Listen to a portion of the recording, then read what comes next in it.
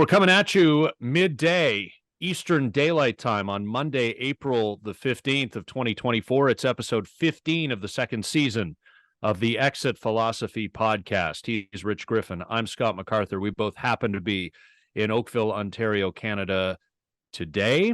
And as we come to you, the Blue Jays are 2/3 of the way through their season opening homestand. And so far, they have dealt with the Seattle Mariners and the Colorado Rockies, with the New York Yankees coming in. They end up with a series victory over Colorado, even though game one didn't look good at all. And Griff, we got a lot to get to. Obviously, a lot of Blue Jays related content to get to, but it is April the 15th. It's a very important day.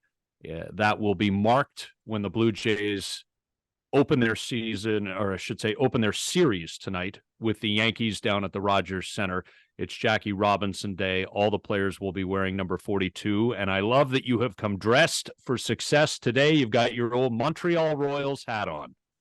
Yeah, this is, to me, is the most important day in Major League history because of the fact that it really began the civil rights movement in the States. I mean, it coincided with it in the World War II, when during World War II, they had nothing but white players. They had Pete Gray, a one-arm guy.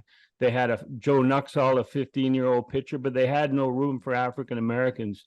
And to me, April 15th, 1947 is the most important day in Major League Baseball. But this cap, this Montreal Expos or Montreal Royals hat, is a tribute to the 1946 season. And when I joined the Star in 95, my first assignment from Dave Perkins, who was a sports editor, was to do a feature, because Major League Baseball had promoted 1947, they were going to celebrate, or 1997, they were going to celebrate the anniversary. So our idea was, I mean, it really started in 1946 with the Montreal Royals. I remember my dad telling me about going to Delormier Downs and watching Jackie Robinson play.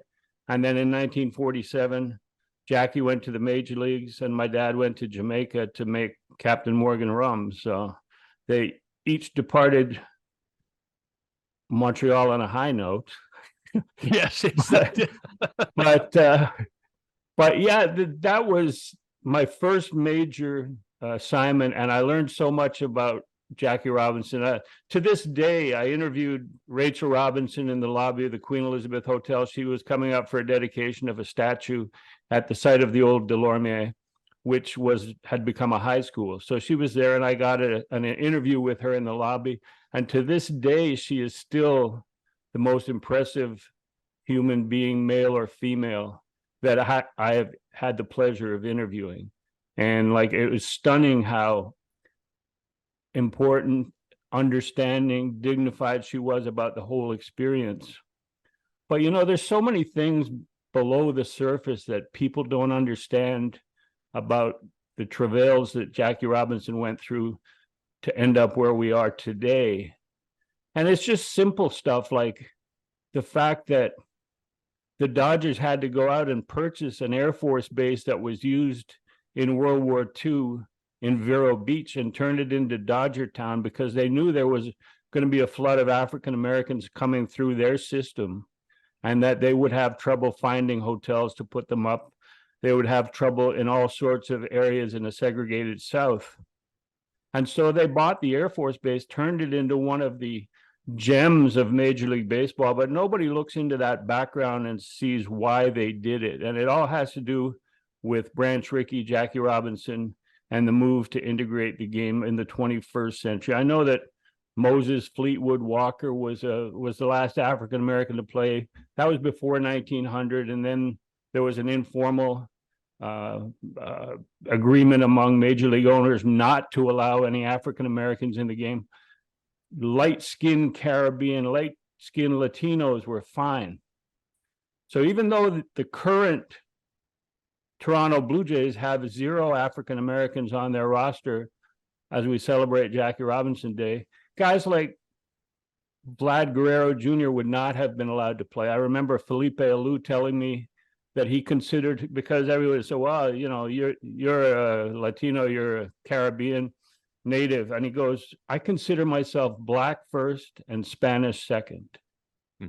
And that, that was and still is an issue, and something that I think we can discuss how the game moves beyond where it is now. I think they're down to 6% again of African American participation in the major leagues, but we can get to that a little later. I just want to honor this day. I'm wearing the hat. Very important. People should celebrate and understand the background, and then move forward and try and make it a better game. That's all. Yeah, and just thinking about Jackie and his widow, his wife, Rachel, what they went through at that time, Griff. It's interesting because people like you will come along and document their stories, and we will read those stories.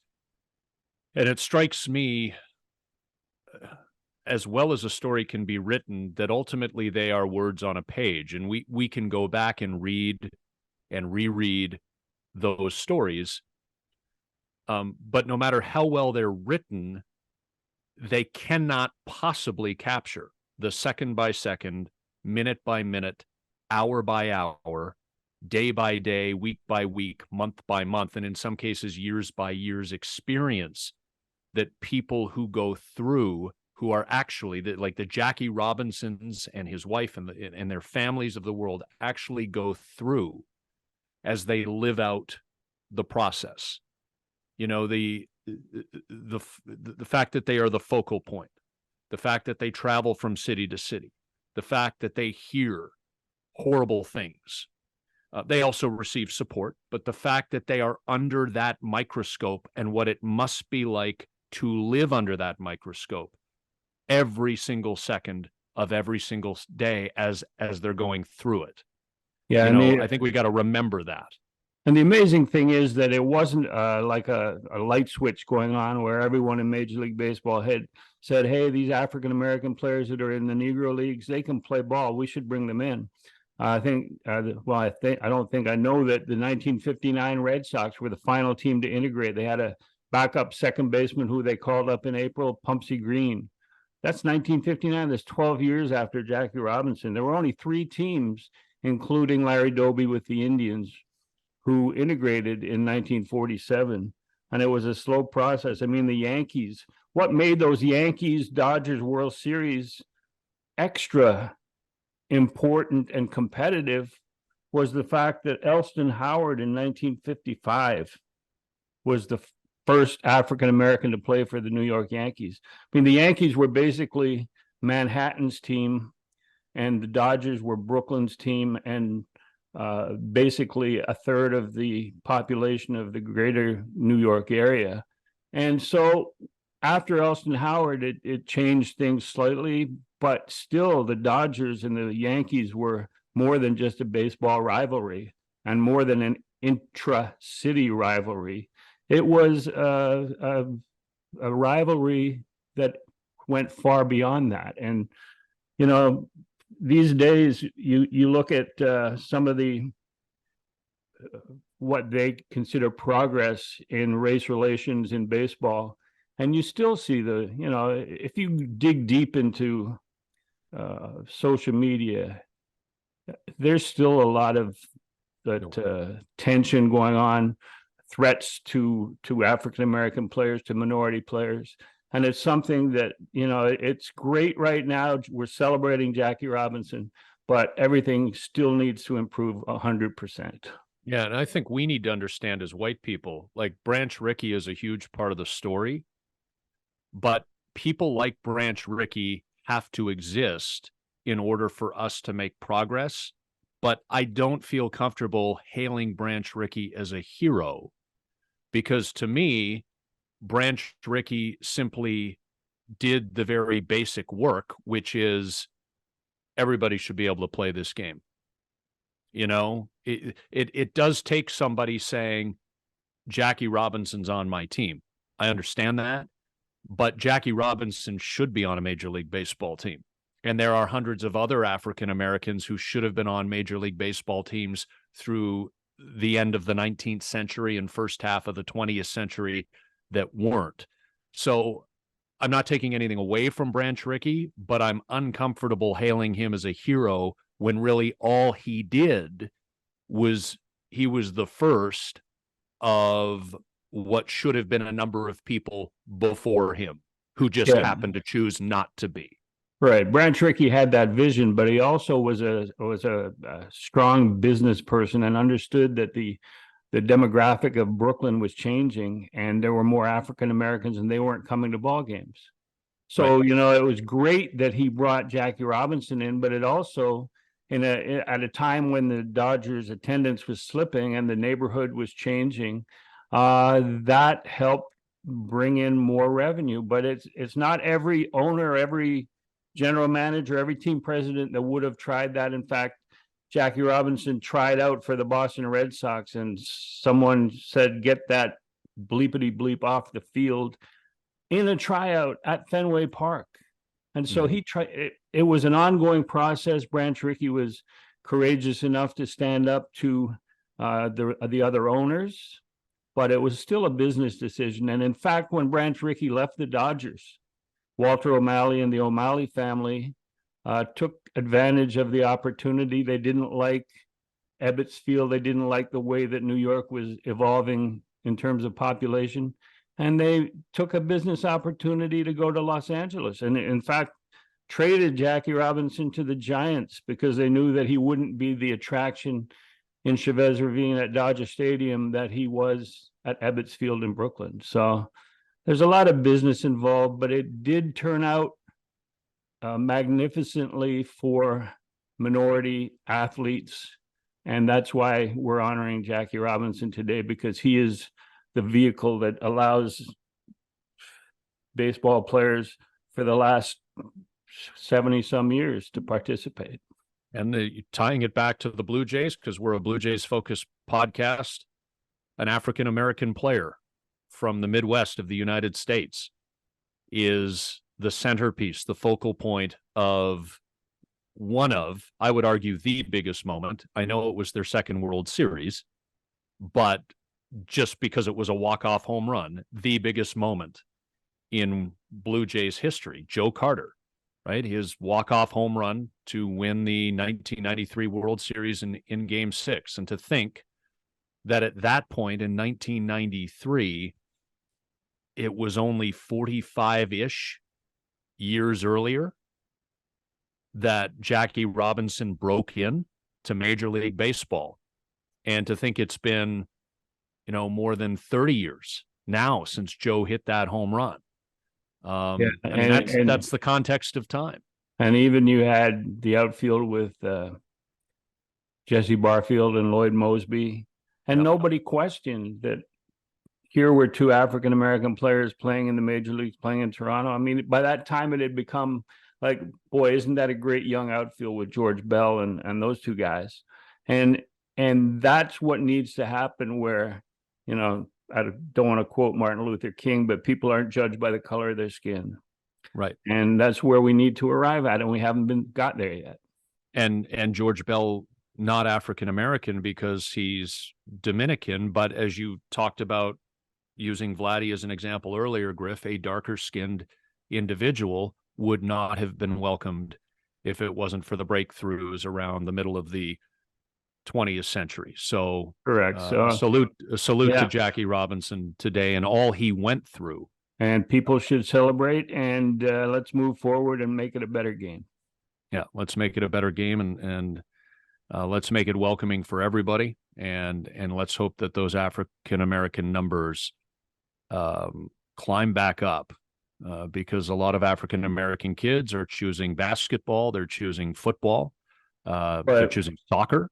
But Scotty, I have, just to follow up on what you're saying, I think that baseball is now headed in the right direction to lure the best young athletes because of the shorter preparation time it's taking to get from college to the major leagues. It might be 1 year, it might be trying to get some service time control, but it used to be that there were so many levels of the minor leagues and it took they accepted was that it took 4 or 5 years to even get a sniff of the major leagues. And young African American athletes, some of the best athletes in the world, in North America, could get more quickly to the major leagues and more money in the NFL or the NBA. But the NFL, I mean, with the concussion injuries and the life issues that are taking place there,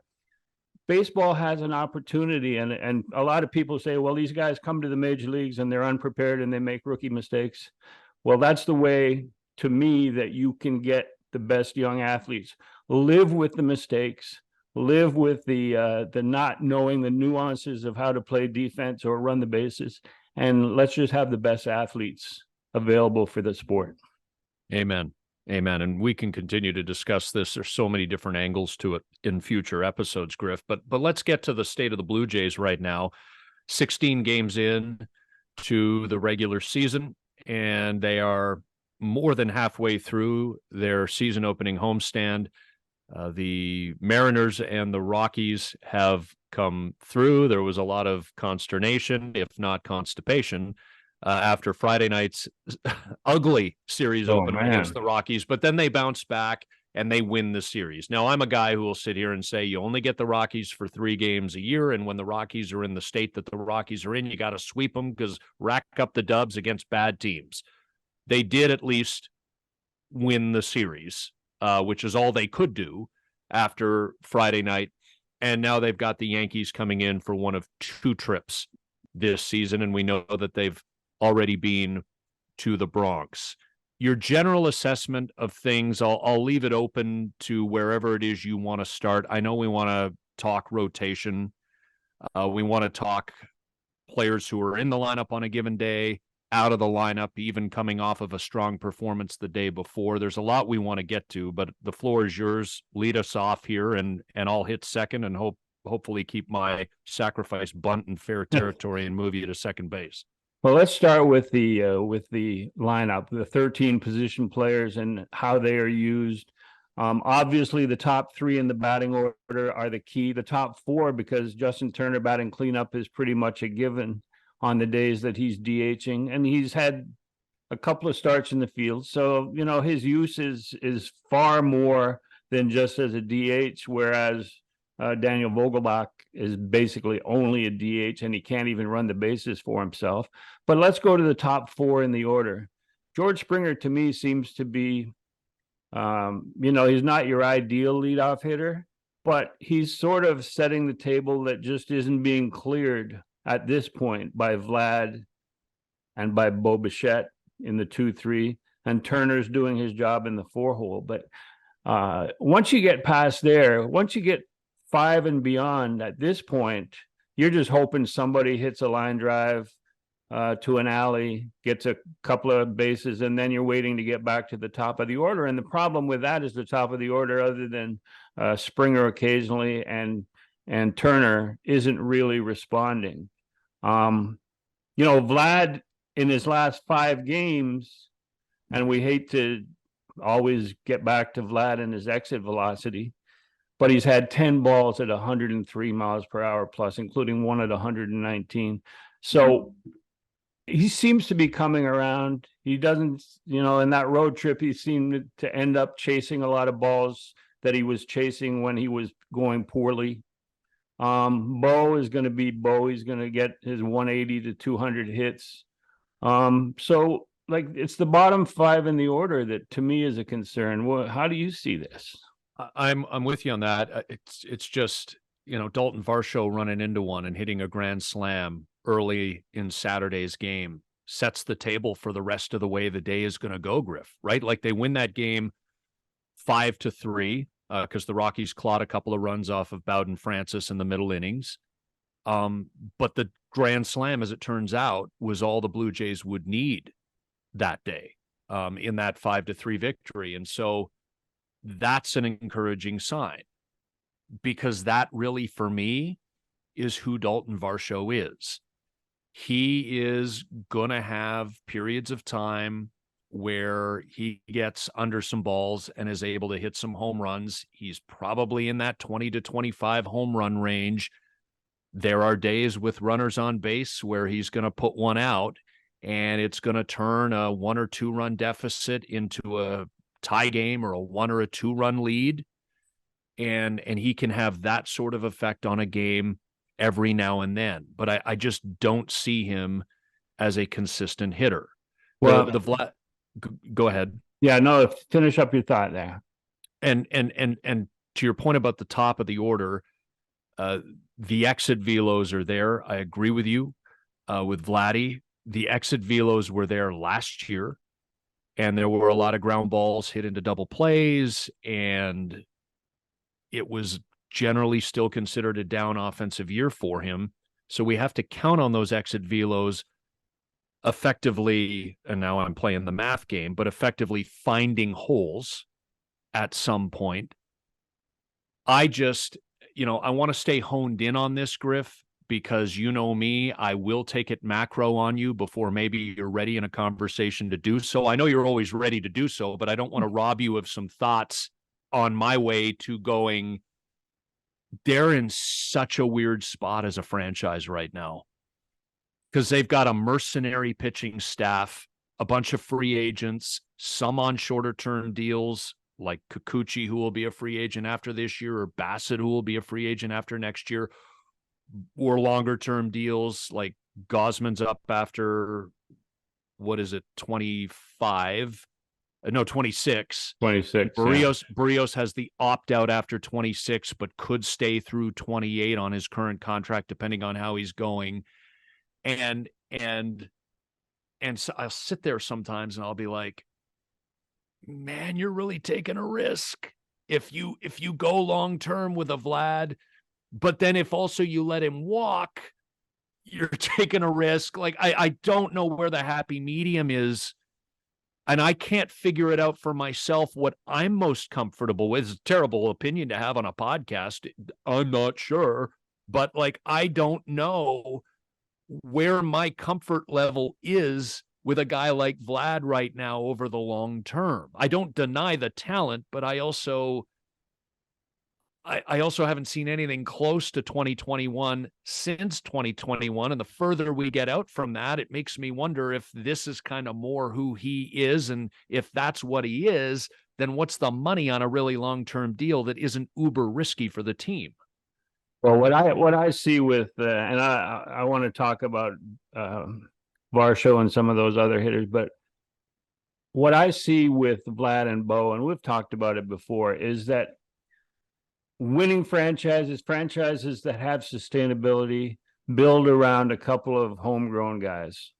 And the homegrown guys, once you decide that he isn't your guy, that Vlad is not going to develop into what you think he's going to develop or what you remember from that one great season, and that Bo has too many shortcomings, he's not as slick in the field as some of these other guys. Once you consider that and say, okay, we're moving on from those guys, you start chasing talent. You start chasing other people's talent. You start rewarding players for stuff they didn't do for you. They did for someone else. And to me, if you start chasing and then you don't have your own homegrown base, and you look into the Blue Jays farm system and there's nobody waiting to take that mantle from Bo and Vlad. Yep. And these are your guys. So to me, if you want to be sustainable, and you have players that you know their talent level right now, and you suspect that the ceiling is higher than what they've showed recently, I think you got to roll the dice and sign those guys because they're your guys. They're not as valuable to any other organization as they are to you because they've already given you 5 solid years. Yeah, and I'm comfortable with Bo. I'm comfortable with Bo's approach. I'm not talking about necessarily the unwillingness or inability or combination thereof to take more walks, but I've just had it beaten into my head that I have to accept that for what it is. But I'm talking more generally approach in terms of work ethic, attention to detail, desire to constantly get better as an individual player and demand that of the team around him. And I thought it was interesting, Griff. I don't know if you saw the interview that Bo did with Caleb Joseph on Sportsnet, where Caleb asked Bo, and I smiled because I'm like, this is definitely a conversation these two have had off the air, because it's not necessarily a question you're going to pull out of your ass in this day and age. But kudos to Caleb, because I thought it was fascinating. And he asked him, he asked Bo, what's the most important statistic offensively for you? And without flinching, Bo said average, batting average. And the game is not, obviously, it has not trended in that direction for quite a long time now. And I would argue that it is on base percentage, because I think walks are valuable. And especially if you're a base stealer, a walk is a single that could turn into a double, one or two pitches into the next hitter's at bat. But I thought Bo's explanation was fascinating. If you have a good batting average, it tells Bo that you're somebody who, when it's on the line, you are more likely to come through with that big hit. Yeah, I always wondered about guys like Frank Thomas, who was renowned for his batting eye, that he wouldn't swing at a pitch that was 3 inches off the plate or 4 inches off the plate. And he would draw like 145 walks batting in the 3 or 4 hole. And I would say to myself, in fact, I think I asked him one time, wouldn't you rather swing at a pitch just off the plate when you have runners at second and third than take a walk 6 inches, 3 inches off the plate and take a walk? Because your job is to drive those guys in. And an inferior hitter arguably is following you. Yeah. Who would then be tasked with driving. That's what Bo's talking about. That's what you're talking about, is there are times when batting average does mean something. And it's in those situations. Like his first 3 at-bats on Sunday, Justin Turner drove in a run with a hit. Yep. Like, if he had drawn a walk, it would be the same for his on-base percentage, but there'd still be the runner on third base or the runner on second base. And the Jays would be into your favorite part of their lineup currently. Right. Let's talk about that. The question marks. We've talked about the top 4 in the order. Now the bottom 9, including the bench. But I believe that they're falling in line with how best to use the combination of Dalton Varsho, Davis Schneider, and Kevin Biggio. And like, to me, they started the year with Varsho batting 4th or 5th. And we saw last year that didn't work out very well. In fact, they're 2-4 this season and not scoring very many runs when he bats either 4th or 5th, when Varsho does.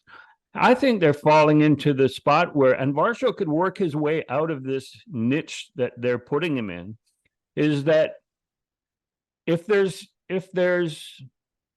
pitchers that fit into Davis Schneider's wheelhouse, which is not high 4-seam fastballs, if there's pitchers that Davis Schneider can handle, he's starting in left field. And now Varsho either sits on the bench, or if Kevin Kiermaier is getting the day off, he plays center field. And then if the Jays are in the lead late, either Kiermaier goes into center, he moves to left, or he just goes straight into the game in left field to protect the lead. That, to me, is optimal until he shows that he is a major league hitter like you're talking about, that can give you 20, 25 at-bats, or 20, 25 home runs, and be consistently a contributor in the 6, 7, 8 spot in the batting order. But until then, make him earn his playing time. And we talked about this, we were on the road trip, or they were on the road trip, and Davis Schneider hit the home run, and then the next day he didn't play, and everybody's whining about that.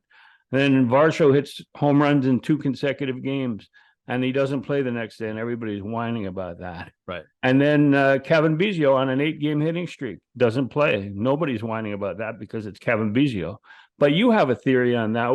What's your idea on the need to play a guy the day after he does something? Well, I get riled up sometimes, and I'm like, why isn't Davis Schneider playing after he hits the 2-out, 2-run home run in the top of the 9th to turn a 1-0 an impending 1-0 defeat into what would turn out to be a 2-1 victory in Houston. And then I get the explanation, because crazy as it is, Griff, and maybe I should be, and I apologize if you think I should, and I'm not. I am not deep diving into Houston's 6th, 7th, and 8th starters and their pitch charts and their strengths. So when the explanation comes out that Davis Schneider would be the first to tell you that he does not hit four-seam fastballs up in the strike zone very well at all. He has said that. Yeah, he has said it. He actually literally has said it. And even if he hadn't admitted it publicly, the team knows that, and so does he. And that is the strength of the Astros pitcher in the series finale game, the Wednesday game down at Don't Call It Enron Field. Okay, it makes sense that Schneider's a pinch hit option against a more favorable matchup later on in the game. It's not a punishment. And I would imagine that this is being properly communicated to those players. Hey, as we map this series out, all things being equal, nobody gets hurt, which forces you into the lineup. This is a day based on the matchup, Dalton, that you're not going to play. Babe, that you're not going to play, et cetera, et cetera. Vogelback, be ready. This guy is a right-hander. His strength is his spin stuff that, might break down in the zone. Your bat runs into one. You're probably DHing that day. Justin, be ready with your glove. Mr. Turner, I'm using all first names. Should probably use last names. But Justin Turner, you're playing third base this day. Be ready for this, guys. And so I do get emotional, and I do sometimes react to initially like I see on social media posts. What the hell is this? Then the explanations come out and it makes sense to me. And I remind myself it's a 162 game marathon. And you do have a responsibility, if you're John Schneider and Don Mattingly and that coaching staff, to put players in the best positions to succeed, which arguably then, of course, puts the team in the best position to win that day or night. I spent 4 years working with the Jays and was in the clubhouse after games, in the manager's office after games. And the way that the next day's lineup is done, it's not like you walk in the clubhouse in the afternoon to see if your name's in the lineup. Someone from analytics comes into the manager's office and suggests that Matt Chapman needs a day off. And I say Matt Chapman because a couple of times he came in and argued successfully against having a day off. But then they call the player into the office and say, okay, you're playing today, or you're playing tomorrow, or you're not playing tomorrow. And that's how it's done. It's not like the home run, the 2-run home run by Davis Schneider, and then was followed the next day by him eagerly coming in the clubhouse, looking at the lineup card and not seeing his name and going into a funk. That's not the way it happens. And the manager, in theory, doesn't have to respond to what's given him by the analytics department. A lot of cases he does. And like you mentioned, it's a 162 game season and nobody plays Cal Ripken anymore. And I mean, nobody plays all those games. And if you get a guy playing 150 plus games, he's had a great season in terms of durability and the ability to answer the bell. But they look at matchups and that's how it's done. And,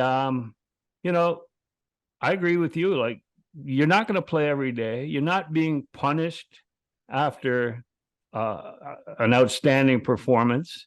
It's just the way it is. And I sort of smiled and shook my head with the reaction to those two issues that we talked about, Varsho and Davis Schneider. Okay, so Griff, think back to last year. Different scenario because I'm talking about a pitcher, but you say Kikuchi. How many times in May, June, and July did the camera catch Yusei, who, by all accounts, I don't know him, you do, seems to be a pretty placid, I'm not saying he's not competitive, but like a pretty placid guy, pretty, he's a good teammate, agreeable human being. There's no drama in the background there. Sometimes he pitches scared, but we're not talking about that. But you would see his frustration because he's like 75, 80 pitches into a start. He's more or less rolled through 5 or 6 innings, and John Schneider wanders down to the end of the dugout and says, "You say your day's over," and he'd be frustrated. But in August and September, the leash started to get longer because the trust over those months had been properly earned. And all of a sudden, Yusei's seeing the start of the third time through, or he's throwing closer to 100 pitches. He's into the 7th, occasionally the 8th. What I feel about this is that, the baseball season's so weird. We're 16 games into the year as we sit here talking on Monday, April the 15th. Sometimes it feels like we're 120 games into the year. That's the thing with baseball. It's so literally every day that these stories compound, and it feels like we're talking about a much longer period of time than we actually are right now. We're still in a very small sample size. If Dalton Varsho, and I'm using him as an example, Babe Schneider, Isaiah Kiner-Falefa, whoever, Kevin Kiermaier, if somebody or a couple of guys shows over a period of time that they are worthy of everyday lineup spots, even against less favorable matchups, because they've been rolling for so long. They've made some adjustments that may negate their weaknesses, or that may better be able to take advantage of a pitcher's weaknesses, even if those pitcher's weaknesses aren't the hitter's strengths. That will come, but not in mid-April.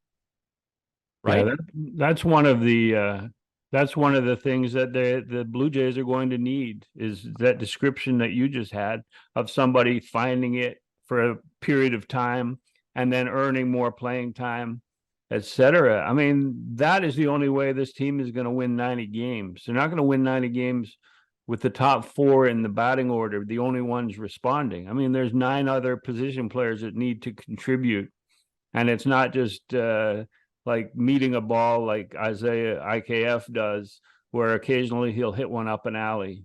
You need somebody to go on a significant contributing streak. And just one thing about Yusei Kikuchi before we get into the bullpen. I'd like to talk about the bullpen, but Kikuchi, one of my favorite moments so far this season. And how long have they played? 4 months? Oh, no, sorry, 2 weeks. 2 weeks. Yeah. But was when Barrios went out to warm up before the game on Sunday, and the tradition among the starters for the last several years in the Blue Jays is that every other starter, the other 4 guys, go out and they watch him warm up, and they just support him. Mm-hmm. Nobody says anything. You don't need to. You're just out there supporting. And of course, Yariel Rodriguez didn't know the tradition, so he wasn't out there. So Kikuchi went back in the clubhouse, and you see them going out. He comes up the dugout stairs with Rodriguez, and they're going out because he didn't know the tradition, and Yusei wanted to make sure he was part of that. I thought that was brilliant. Yeah, good teammate. That's a big deal, because there would be somebody who notices Yariel's not out there and bring it up in a social media forum or some such thing. Yeah. Speaking of Yariel, and I don't want to take your focus off of the bullpen, but watching Yariel in his major league debut on Saturday, Griff, which comes off of Friday night's Kevin Gausman struggles, which throw into the mix the Alek Manoah bad numbers at Buffalo 2 times now, which suggests to me that he is not ready. I mean, even if the miles per hour are there, I think you need to start seeing some better results, because you can't tell me or convince me that he's getting his ass kicked in Buffalo and he's just going to come up and shove for the Blue Jays. This is a team right now with a 4-man starting rotation that is clearly and properly uncomfortable, having Bowden Francis in that 5th role. And you've got Yariel Rodriguez, who didn't pitch last year beyond the World Baseball Classic in which he appeared for Cuba, but does have some innings in Japan in years prior under his belt. Just given the way things are now, it's clearly March 15th, not April 15th for Kevin Gausman. And the Jays need that to be true. It can't be dead arm or something worse is coming. They can't afford to lose Kevin Gausman. So the fact that Gausman is still scuffling in early season form, the fact that Alek Manoah is not ready to come up, they've got a really fine line to walk with Yariel Rodriguez here in terms of his availability and when they slot him in and how they manufacture or maneuver through off days, because they're clearly got limits on this guy because he didn't pitch much last year. But if he continues to throw well, and I know it's only one appearance, you're going to feel that need to have him out there as often as possible, just because your numbers are so low in that starting rotation as it is. So it's going to be a fine line that they've got to figure out. Yeah, I think for Yariel, if he's got 110 innings in his arm, and they won't say how many innings they believe, I think it's more pitches than it is innings.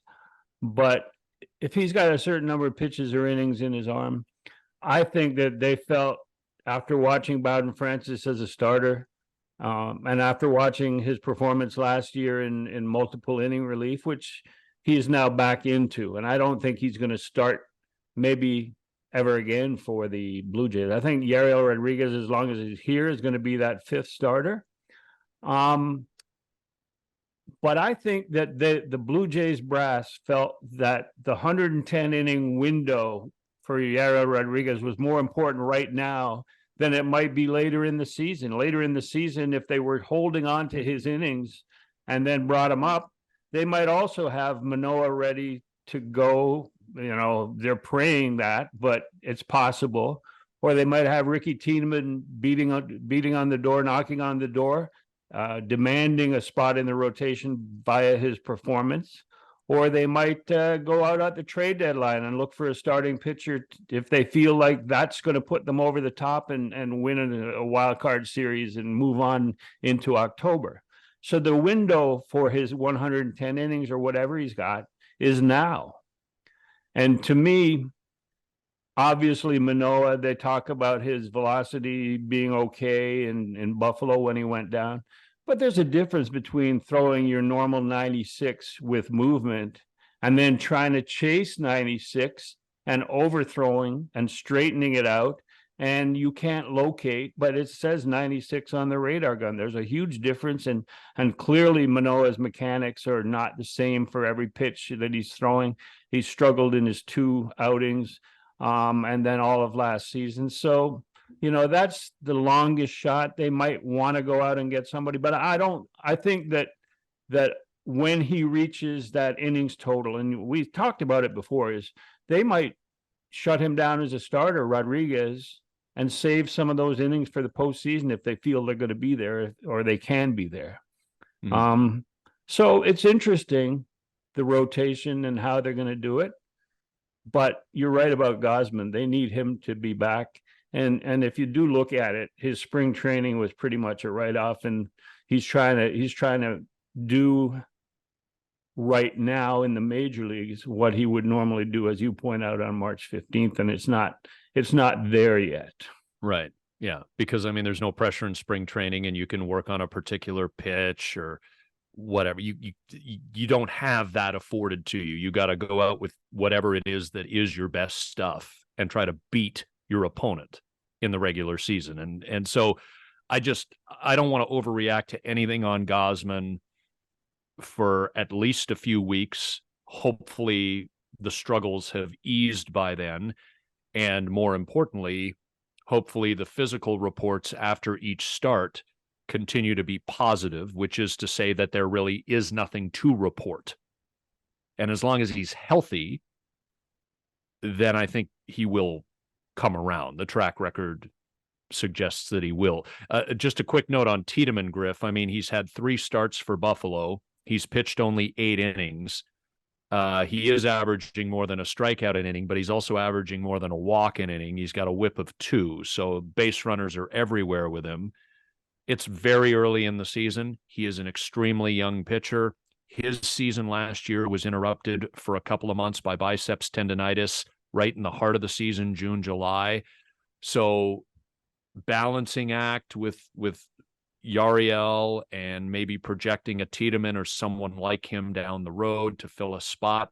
It's all very early and it still needs to come together, but the Jays do need some things to fall in place as the days on the calendar flip by. No doubt. And I mean, nobody's doubting Ricky Tiedemann's ability, his potential, but he's young and he's got the loose arm motion with the funky angle. There's no doubt he's going to be a major league pitcher, but he's got to put it all together and get everything under control. So there's no rush to push him as long as they have options in that fifth spot. And right now that's Yariel Rodriguez. I wanted to talk about, because we spoke about the bullpen and Chad Green and Jimmy Garcia filling in for Jordan Romano and Eric Swanson while they were out. And God, they've done a good job, both of them. You know, Chad Green early on gave up a couple hits, but he got out of the innings. Jimmy Garcia has just been dominant. And what are your thoughts on, like, when Romano comes back, does he jump right into that closer role, or do you put a guy out there throwing 98, 99, 100 with huge movement who's just blowing people away? Why don't you just give me an accelerant and a lighter and let myself light my hair on fire, Griff, because I could get a negative reaction here. I have always been the one who's been a little hesitant with Mr. Romano, and I'm not taking anything away from him. He has more than done the job, and you're going to say, well, Scott, then you just said he's more than done the job. What's your hesitancy? I just, you know, the closer's job is Jordan Romano's ultimately here. But I am encouraged by the idea of the number of options behind Romano if things take a turn or if there's another IL stint or what have you. Like Jimmy Garcia is throwing the ball harder than he ever has before. And, you know, we're talking on Monday, April 15th, and I'm fascinated because I did catch some of the Sunday night baseball game on ESPN, Padres Dodgers on Sunday night, and they did a full inning, including a half inning interview with Tyler Glasnow, who's, you know, back from Tommy John and traded to LA, about the pitching injuries and just how it's an affliction in the game now. And it seems like nobody has one theory in particular, but grips and the focus on spin rate and different and velocity, certainly in the opinion of pitchers and many experts, is part of this. And so I'm knocking on wood, and this table that I'm resting my microphone and my laptop on is made of wood, so I'm not knocking on fake plastic. I hope Jimmy Garcia stays healthy, because he's a free agent at the end of the year and he's pitching awesome, but he's throwing the ball harder than he ever has. You know, Chad Green is good. So to me, Griff, coming back to our previous conversation about the starting rotation, is, and you can never map out games because things happen. You get your ass beat one night and you're using more relievers than you thought you would because your starter didn't get out of the second inning or whatever.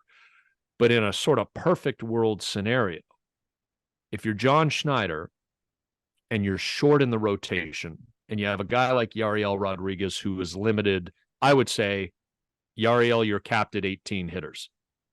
You're done. I don't care if you're perfect through 6, but after that 18th batter, the 9th hitter the second time, you're done. That's it for you right now. That's how we're going to manage this. Jose Barrios would not be a fan of yours. Oh, I wouldn't do it to Barrios. Barrios is built Somebody up. did. Yeah, so yes, somebody did. 2 hits, 7 innings. It's over. At least it didn't cost them. But so I would say, you know, to have a Garcia, to have a Green, to have Nate Pearson hitting triple digits and hopefully starting to get better results as time goes on. Keyword hopefully, not guaranteeing it. Tim Mesa's got to come around, Genesis Garcia, but to add Swanson and Romano to that mix, you can start to see how you can piece together certain games. It works better if Barrios continues to be how he's been, if Gausman comes around, because you're going to need some starters to spell the bullpen through each rotation's turn. But you can see where this bullpen is a definite strength of the team if Romano and Swanson come back strong. I think they learned something while the two main pitchers were injured. I mean, they knew about Chad Green, but they didn't know whether he was 100% back. And his last two outings, he's been, that 95 high in the zone and then the slider. But Jimmy Garcia has been amazing, outstanding. Even early in the season, he was being squeezed, admittedly, by John Schneider and still overcame it, still threw more strikes. I think people don't realize that in 2021 with the Marlins, Jimmy Garcia had 15 saves before, and then on July 4th, I asked him the question. I think I might have phrased it poorly, but there was a July 4th fireworks show. There was a rain out, and then he came in. He had pitched on the July 3rd, and then they brought him in to pitch on July 4th, and then he didn't get any more saves after that. I said, was it the fireworks? Was it pitching back-to-back, not expecting to be in there? Anyway, he got traded to the Astros and then ended up with no more saves that year. But he got 15 and a half seasons, so he's used to that ninth inning role.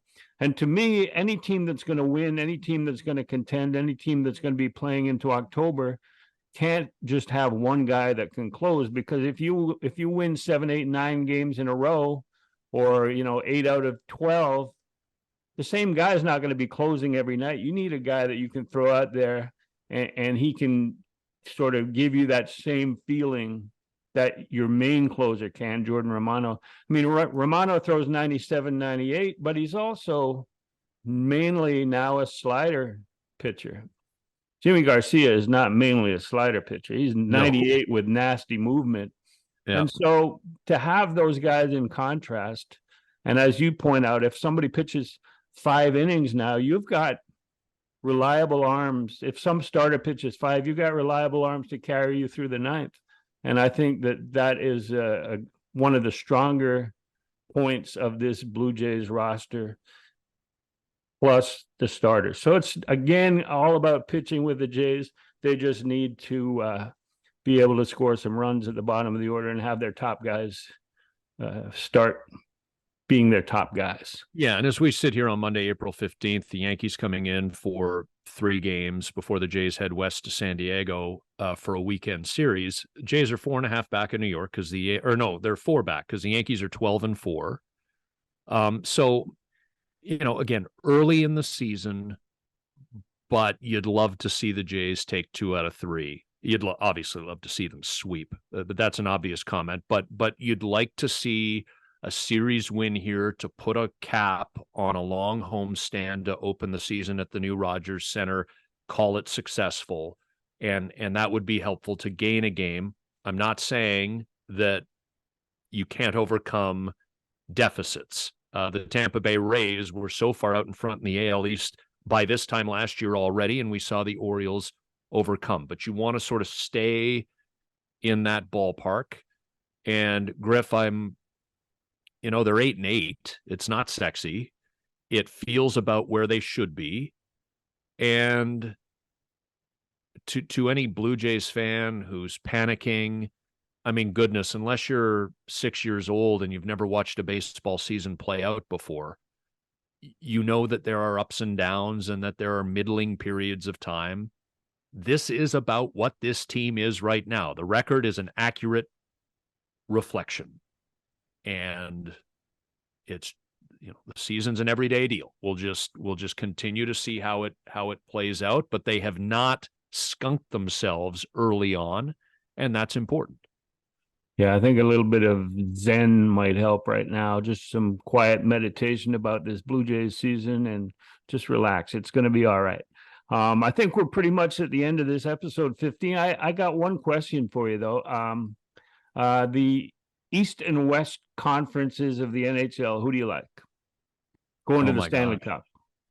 Geez. So we did not prepare for this. So I like it. I like it, Griff, that you've put me on the spot. I will preface this by saying the attention I've paid the NHL this year is You used to be a huge NHL guy. Almost none. Almost none. I mean, Austin Matthews in the pursuit of 70 is awesome. That's just a great accomplishment, and I hope that he gets it in one of the last 2 games that Leafs have here. But, geez, I'm